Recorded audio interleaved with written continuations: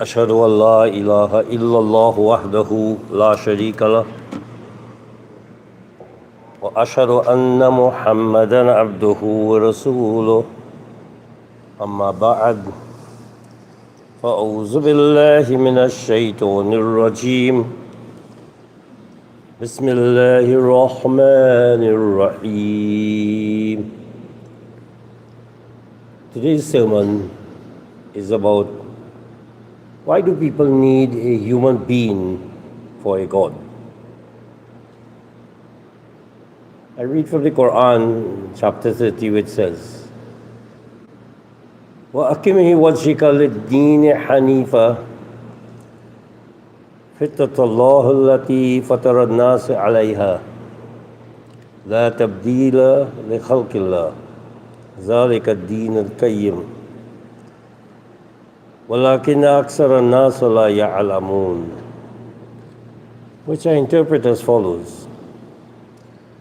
Put your mind to religion, becoming upright, the natural state made by Allah in which He has designed human beings.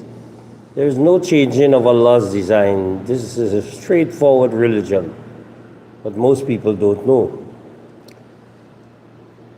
The religion of Islam, as based on the Quran,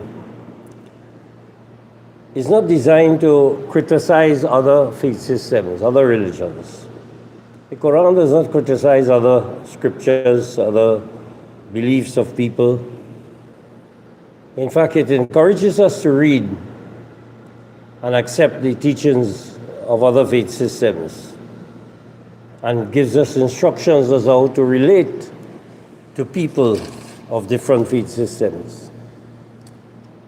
What the Quran does, however, is to clarify any kind of misinformation that is there so far as human activity is concerned, not only religion, politics, economics, social affairs, husband-wife relationships.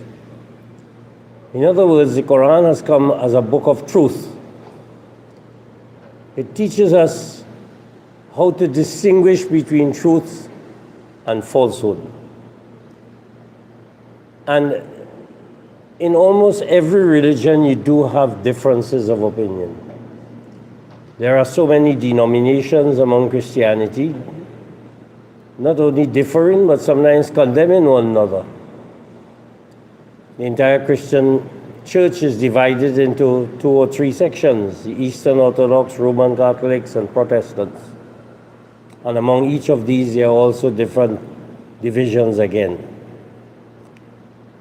Among Hindus, you have so many different groupings. You have the Jains, you have the Arya Samaj, you have the Brahmo Samaj, and they all differ in some of the concepts that they have with regards to rituals, with regards to scripture, with regards to concepts of God and humanity and different things. Muslims probably outdo the others in that there are so many different Muslim groups. Not only do they differ, but they condemn each other and think that they are the best ones that will enter into paradise. So no one should feel offended when the Quran clarifies an issue that is a disputed point in any event among people of certain faith systems. A question was asked by a young Christian who said, what is it about Jesus Christ that made the difference as to whether He was man or God? And he's searching to find out, is He man or is He God? Was He merely a great man or something more? Now, if you want to answer that question, anyone wants to answer that question, how could you when you have nothing to compare it with? If you don't know the concept of God, if you have no clear concept of God, how can you compare as to whether Jesus Christ is in fact God or not? There are claims made by other people They are Zeus among Greeks, who thinks that he is a head god. Among Hindus, Brahma is supposed to be God. You find Ganesh is God. You find Lakshma. You find that Ram and Krishna and others women are even identified as God. Which one is right? Do we need really a human being to tell us, to indicate to us, and to make us understand the nature of the divine being? What happens too is that sometimes people identify their gods with all kinds of, to make them different from human beings, so they identify them in some way. You will find Ganesh, for example, they'll put an elephant head. A couple of days ago, I saw Ram being worshipped in Ayodhya, and it was a black dolly, as it were. Normally, some people have him as white. And you find other gods are given heads of snakes and so on, Medusa in Greek mythology, and even Durga, and other concepts of gods. And they all appear to be hideous, and then they are made beautiful by means of garlands and by means of all kinds of trappings to make them appear to be something that is likable. On the other hand, you find in Christianity, Jesus Christ is put forward as a person who is bleeding on a cross, and then almost naked. And the question we have to ask ourselves, therefore, is what standard and what criterion can we use to compare any individual in order to declare them as God? Now, at the turn of the 19th century, that is the 1800s onwards, the time when Mirza Ghulam Ahmad came as a mujaddid in the middle of that century, and particularly in the middle of that 19th century, scientific knowledge was acquired in leaps and bounds, but it turned intelligent people away from God. Atheism, disbelief in God, took firm root among the educated. Now, some people were a bit embarrassed, and so they chose to hide their atheism, and they became what is known as agnostic. Means that we don't deny that there might be a God, but we doubt whether that is so. We have doubts about the existence of God. And the concept of God became challenged by atheism, and more important, challenged by materialism. A materialism that controls our thoughts and control how we spend our time. In fact, material things, particularly money, is used as a major tool in trying to change human personality. And so you'll find almost every wrongdoing is either taxed or tariffed or fined. If you want to change your style of driving, raise the ticket, the cost of a ticket. If you're arrested by a police or the license officer. And so you find in so many things, you go to court and you're found guilty of some crime, it's a fine. Maximum fine, minimum fine. Or so. People use bail, money as a means of getting off from if they go into prison and go into jail. So that living in today's world has become the feeding of our minds with empty substitutes for fulfilling our real needs. There is no solution to crime. There's no solution that is offered to so many of the ills of society. A couple of days ago, I listened to a woman on an interview who said people are objecting to a Muslim being the governor or the mayor of New York when they put a crook in the White House. That was her remark. She used the word fill on, really.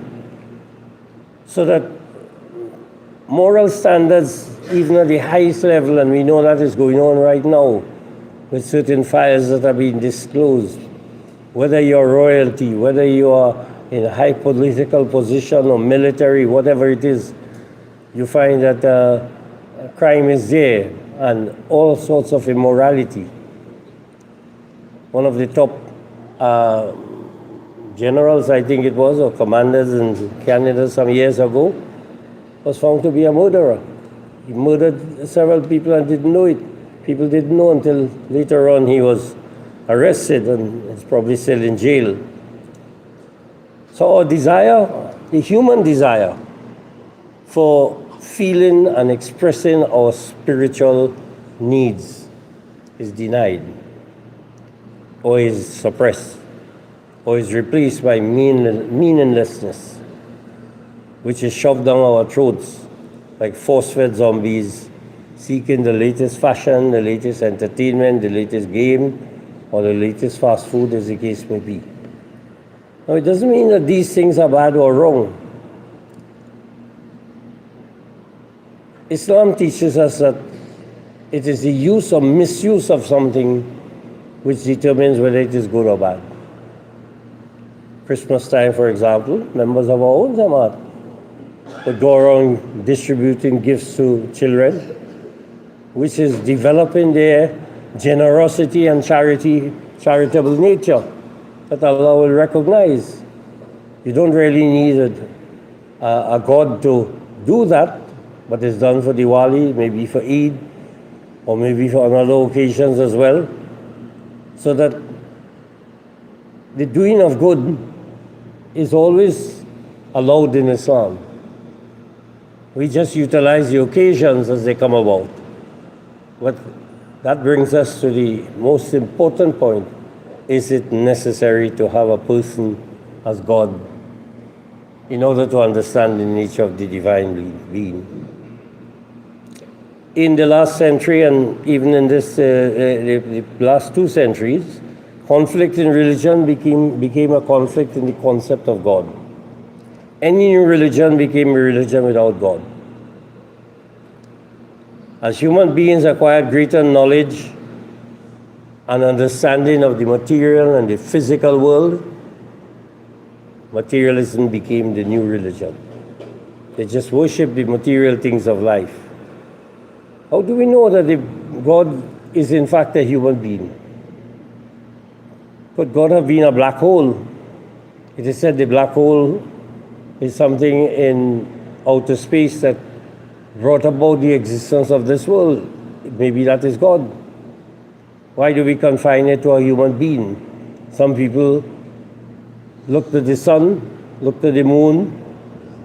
Some people worship animals and think they were gods or creators. So the more they studied matter, the more they worship the world and the less they worship God. But one thing we notice is that throughout the history of atheism, no sacred book, no scripture had tried to refute it. Other scriptures give no reasons to prove God's existence. None of the scriptures give us a reason as to why God exists. Other prophets are presented to us wrangled with the concepts of God. They were confused. That is at least what is presented to us. We know, of course, they did not. They knew the nature of the divine being because Allah revealed himself to these personalities. Rama and Krishna and David and Solomon. Why was David not considered God besides that? In fact, the Bible calls David God as the son of God. He was a king. He had so much, and yet still he is not worshipped, even though he is called the son of God. So that other scriptures give no reason to prove the God's existence, and other prophets, they couldn't really answer that question. Some of those scriptures, and it was not their fault, it was the people who interpreted what the prophets taught that made the errors and mistakes, not the prophets themselves. Some described him but could not explain him and could only tell us what he would or could do if we did right or if we did wrong, do's and don'ts. Some people, some scriptures or some interpretation of scriptures identify themselves, these persons, as gods and expects us to understand God by worshiping them. So if you worship an individual, that you understand the nature of the divine being. But to justify and to prove the existence of God and to counteract the objections to the concept of God, some Muslims went further and said rejected science. They see science as a contradiction to religion and therefore they reject it. Others abandon religion and dependent upon science entirely, or they may observe it outwardly. The Quran does mention this, people setting up themselves as gods besides Allah.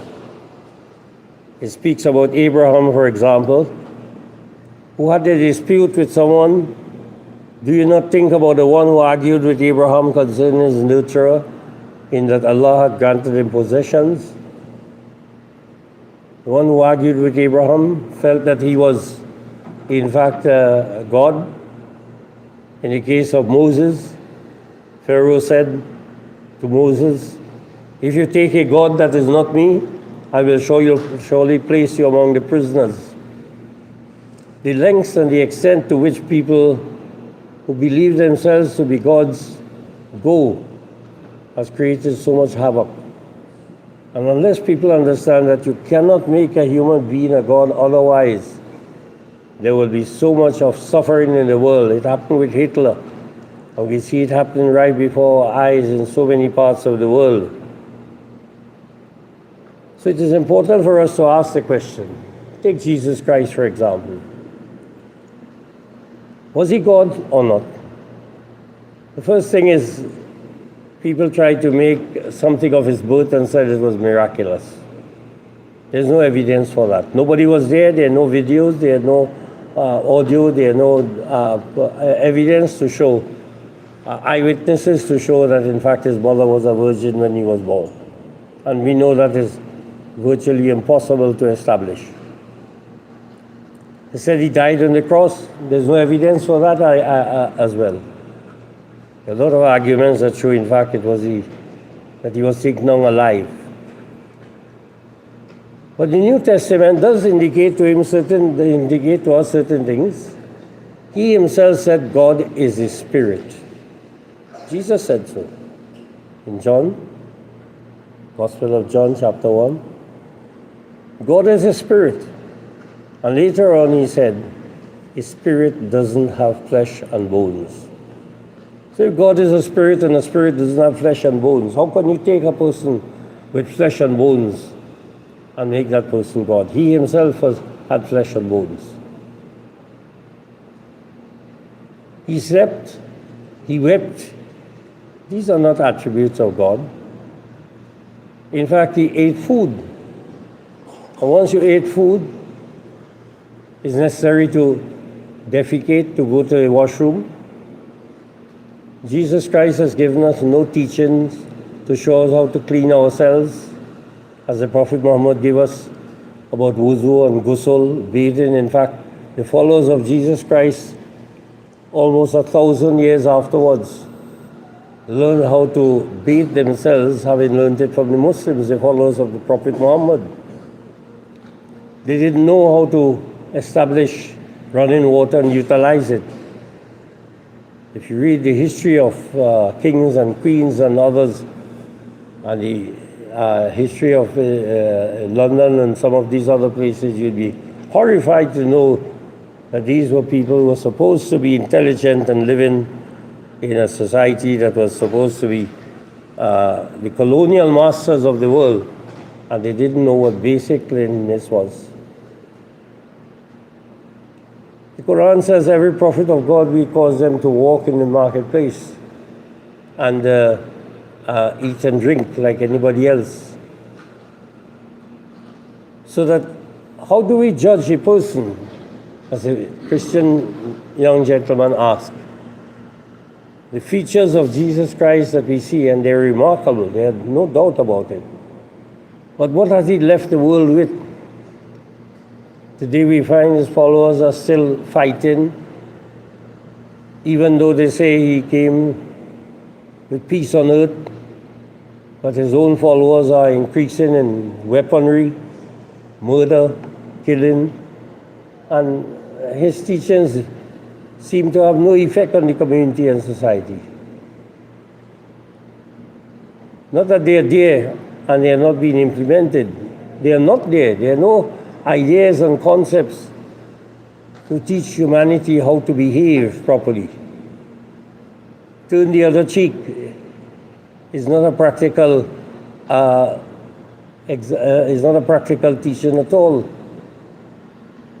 If someone should take your coat, give him your shirt also. These are the teachings that are given. If that was so, then we no need for any police force, military or anything. When anyone commits a crime, you just encourage them to go further. Jesus himself says that those of my enemies that are against me, bring them that I will slay them. Was that what he taught?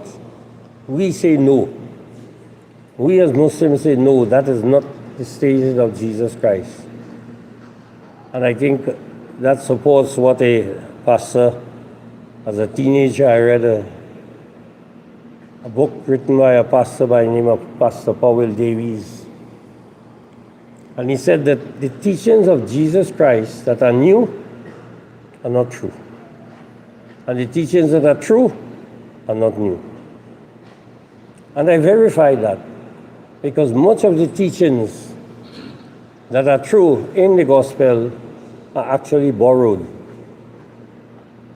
from a book that is easily available called The Meditations of Marcus Aurelius, which I read and which we have in our library. Much of the teachings that are there in the New Testament are taken from that book, because the Romans were in control of the area, and writers would copy from some of these Roman authors. So it is important for us to really realize that if we don't wake up and recognize that Muslims are faced with 4 challenges that they need to deal with. First of all, the rejection of God. People are rejecting God. Secondly, they are rejecting revelation. Thirdly, they are rejecting the Prophet Muhammad. And fourthly, they are rejecting Islam as a religion of peace.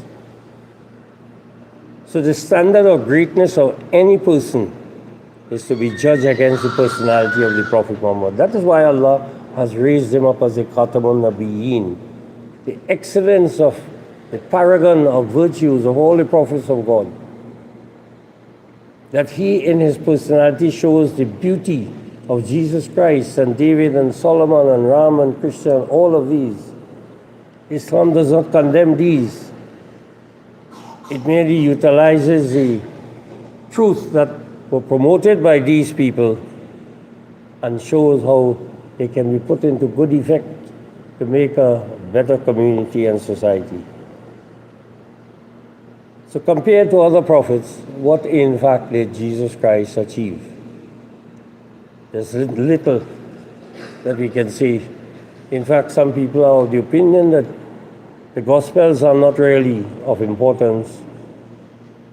The teachings of Paul had surpassed that. There are concepts which are given in the rest of the New Testament written by a person who never met Jesus Christ. A person by the name of Paul. And Paul, it is said, was an opponent of Christians. He was pursuing them, he was killing them, seeking them out and destroying them. But on his way to Damascus, he had a vision. Said he fell flat in a swoon, and he didn't know himself. And when he got up, he heard a voice saying, Paul, Paul, why are you persecuting me? Meaning my followers. And he changed his whole approach.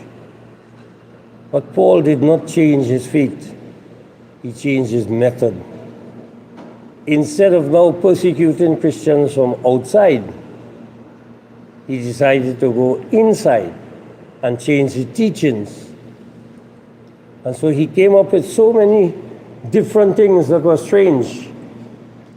They are written in the New Testament. That people say Paul is teaching things that we know nothing about. And Paul himself admits that. He says, if by my lies the glory of God abounded, why are you calling me a sinner? I am using lies to bring people to God, and you're calling me a sinner. But his teachings were totally contrary to what Jesus Christ had taught. So the Quran points out to us that we have to put our mind, focus on what religion really is all about. And so Muhammad presented the nature of God as a being of attributes that we can develop to empower ourselves to travel along life's journey. That is the key to Islam and the key to any religion. Islam, the Quran, is a book of empowerment. It gives you the power to overcome any situation in life. Physical, moral, spiritual, health, economic, anything. But we have to put our mind to religion. We have power in our words and in our behavior. So, the basic message of Islam is do what you can with what you have wherever you are. Do what you can with what you have wherever you are. Barakallahu lana wa lakum fil Qur'an al-Azim wa nafa'na wa iyyakum bil ayati wa zikr al-hakim. Innahu ta'ala jawadul kareem. Malikun barur raufur rahim.